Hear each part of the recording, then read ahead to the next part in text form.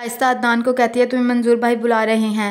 अदनान पूछता है डोली अब तक यहीं पर है? शाइस्ता कहती है हाँ। अदनान कहता है बहू बन के उसने इसी घर में आना है इसलिए उसे बनाकर रखो। माहिन जैनी को कहती है ये डोली अब तक यहाँ पर क्यों है? वो सिर्फ तारीफें बटोरने के लिए है। जब आसफा आंटी का ऑपरेट हुआ तुम कितने दिन रही थी? जैनी कहती है तब तो ज़ारा रही थी। माहिन कहती है तुम्हारा काम बनता था रहने का, तुम दोनों मेरी कोई बात नहीं सुनती, फिर बाद में जब रोती हो तो मुझे दुख होता है। तुम बस हाथ से बात करो कि डोली को यहाँ से लेकर जाए। जैनी कहती है मैं कैसे कह सकती हूँ ऐसे। मीरा कहती है भाभी आप क्यों खाना बना रही हैं? ज़ारा कहती है फिर क्या हुआ, दाल चावल ही तो थे बस बन गए हैं।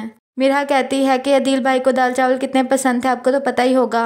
मीरा कहती है भाभी मैंने अदील भाई का नाम लिया आपको बुरा तो नहीं लगा? तभी ज़ारा को वॉमिटिंग होने लगती है, वो अपने रूम में चली जाती है। मीरा अपनी अम्मी को कहती है भाभी को वॉमिटिंग हो रही है, मुझे लगता है कि वो माँ बनने वाली हैं। पहले तो फरीदा कहती है बेड़ा गर्क, फिर सोचती है कि मेरी अदील की औलाद आने वाली है तो खुश हो जाती है। माही कहती है कि डॉक्टर के पास लेकर जाना है तुम्हें, इस घर में छोटा अदील ही आना चाहिए। ज़ारा कहती है हो सकता है ऐसा कुछ ना हो। माही कहती है एक दफ़ा डॉक्टर को चल के चेक करवा लेते हैं। जैनी का मूड ऑफ होता है। साथ कहता है क्या बात है तुम नाराज लग रही हो, आज हमारी एंगेजमेंट एनिवर्सरी है, मुझसे रिलेटेड तुम्हें कोई बात याद नहीं रहती? तुम्हें ज़ारा की सारी बातें याद रहती हैं, उसने तो एंगेजमेंट करवाई थी, वो ना कहती तो तुम कभी एंगेजमेंट भी ना करते मुझसे। साथ उससे माफ़ी मांगता है। जैनी नाराज होकर वहाँ से चली जाती है। डोली अपनी अम्मी को कहती है आज भाई और जैनी की एंगेजमेंट एनिवर्सरी है, मेरा दिल था कि केक मंगवा लेते। आसवा कहती है घर का माहौल देखा तुम पागल तो नहीं हो गई? साथ को कहो बस जैनी को खाने पर ले जाए। मीरा आकिब के बारे में बात करती है। सदफ कहती है वो लड़का ठीक नहीं है और तुम्हें सूटेबल भी नहीं है। मीरा कहती है क्योंकि उसके पास हमारे इतना पैसा नहीं है इसलिए। तुम ऐसी बातें क्यों करती हो?